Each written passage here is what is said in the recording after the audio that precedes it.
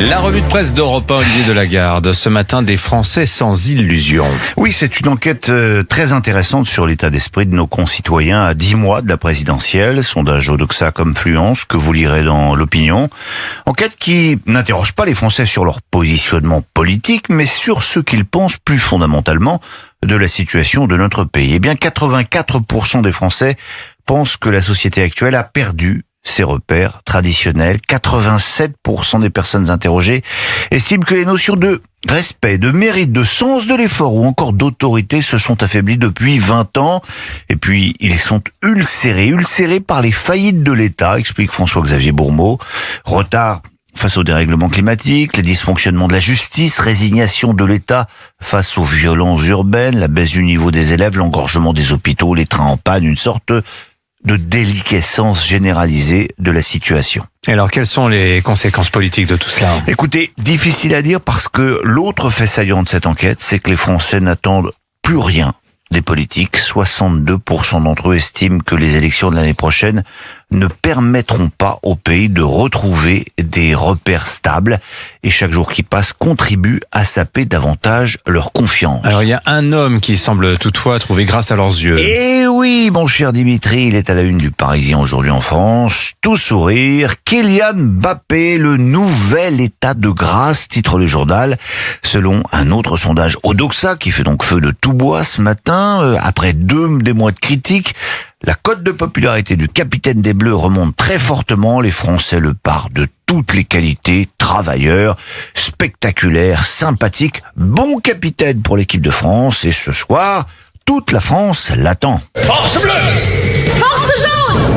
Moitié homme, moitié robot. Est-ce que vous vous souvenez de ce générique? Ah bah Bien oui, sûr, évidemment. Bioman. Les Bioman, Bernard Minet. Chanté par Bernard Minet, absolument, bravo. Eh bien, l'équipe, elle non plus, n'a pas oublié Bioman. Force bleue, s'exclame le quotidien sportif. Ce matin, on se dit que la canicule a sans doute aussi fatigué quelques organismes. Force bleue en une au-dessus d'un habile photomontage représentant nos super-héros du jour.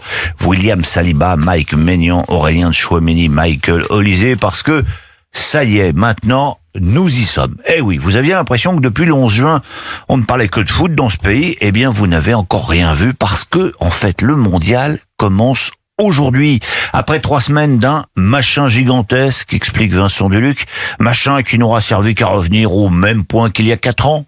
32 équipes au départ, mais là, sans filet. Désormais, sans deuxième chance, et pour seule promesse, écrit-il, la joie ou les larmes. Et il était temps parce que jusqu'à présent, les audiences télé ne sont pas flamberges, signalent les Échos, même si cela permet à M6 de doper quand même son audience. Les 32 premiers matchs de poule n'auraient rassemblé en moyenne que 3 700 000 téléspectateurs, ce qui n'est pas terrible. En 2014, ils étaient 9,5 millions en moyenne et encore 6,4 millions il y a 4 ans. La faute au fuseau horaire américain, à cette compétition à 48 équipes qui offrent des affiches, faut bien le dire, pas toujours passionnantes. Et donc ce soir, France-Suède, on entre dans le dur pour les Bleus. Pour les Bleus et puis pour les Suédois aussi, à dire vrai, on les connaît pas trop les Suédois. Alors l'équipe est allée interviewer Kim Karlström, responsable de sélection. Pour un pays de 10 millions d'habitants comme le nôtre, explique-t-il, ce mondial, c'est la fête. Tous les supporters sont dans la rue. Quand on joue, ça donne beaucoup d'espoir, ça dépasse le foot, ça change tout un pays. Force jaune, comme dirait Bioman. Alors après, poursuit Karlström, on sait aussi qu'on ne part pas favori contre la France, donc le challenge est énorme. Mais tout peut arriver, oui. Tout peut arriver avec les Suédois. Depuis la victoire d'ABBA à l'Eurovision, c'était en 1974, et avec un titre au nom qui ne nous rappelle pas que des bons souvenirs. Alors je vous le passe aujourd'hui, par crainte d'avoir à le faire demain, Waterloo.